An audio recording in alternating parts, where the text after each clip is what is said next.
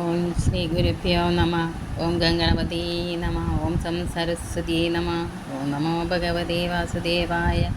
ഓം ശ്രീകൃഷ്ണ പരമാത്മനേ നമ. ശ്രീമദ് നാരായണീയം ദശകം 29. അമൃതാഹരണവും അസുര നിഗ്രഹവും. ശ്ലോകം 8.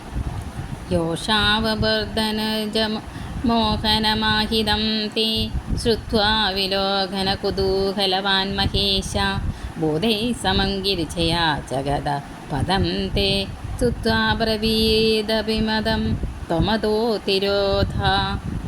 ധനുജ മോഹനമാഹിതം, അസുരന്മാരെയെല്ലാം മോഹിപ്പിക്കുമാറ് ചമച്ചു ധരിച്ച അങ്ങേരതായ സ്ത്രീരൂപത്തെ മോഹിനി രൂപത്തെ കെട്ട് പരമശിവൻ വിലോകന കുതൂഹലവാൻ, അതൊന്ന് നന്നായി കാണുവാൻ കൗതുകം തോന്നിയവനായിട്ട് ഭൂതൈ ഗിരിജയ സമം തേ പദം ഗത, ഭൂതഗണങ്ങളോടും പാർവതിയോടും കൂടി അങ്ങയുടെ ആസ്ഥാനത്തിലേക്ക്, അതായത് വൈകുണ്ഠത്തിലേക്ക് വന്നിട്ട് ശ്രുത്വ അഭിമതം അബ്രവീത്, അങ്ങയെ സ്തുതിച്ച് തൻ്റെ ആഗ്രഹം ഇന്നതാണ് എന്ന് അറിയിച്ചു. ത്വം അതോ തിരോധ, അവിടുന്ന് ആകട്ടെ ഉടൻ മറിയുകയാണ് ചെയ്തത്.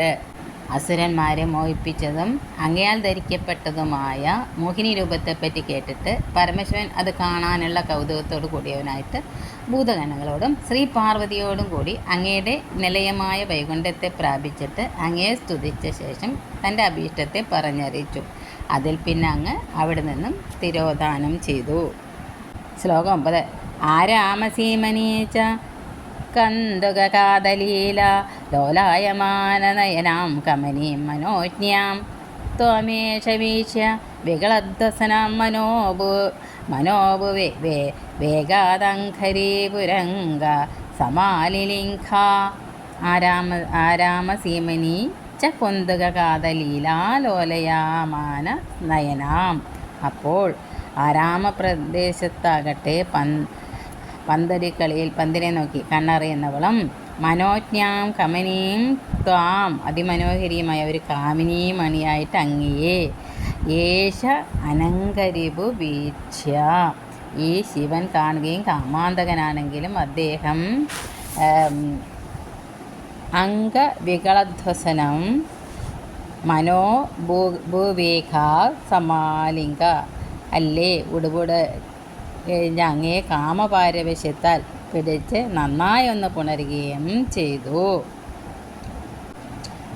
ഉദ്യാനഭൂമിയിൽ പന്തടിച്ച് കളിക്കുമ്പോൾ ഇളകിക്കൊണ്ടിരിക്കുന്ന നേത്രങ്ങളോട് കൂടിയവളും അഴിഞ്ഞു വീഴുന്ന വസ്ത്രത്തോടു കൂടിയവളും മനോഹരിയും സുന്ദരിയുമായ അങ്ങയെ കണ്ടിട്ട് അല്ലയോ ഭഗവാൻ, ഈ കാമാരിയായ പരമേശ്വരൻ കാമവികാരത്തിൻ്റെ ശക്തി നിമിത്തം അങ്ങയെ ആലിംഗനം ചെയ്തു. ഭഗവാൻ അന്തർദാനം ചെയ്ത ഉടനെ മോഹിനി രൂപത്തിൽ ഉദ്യാനത്തിൽ പ്രത്യക്ഷപ്പെടുകയാണ് ഉണ്ടായത്.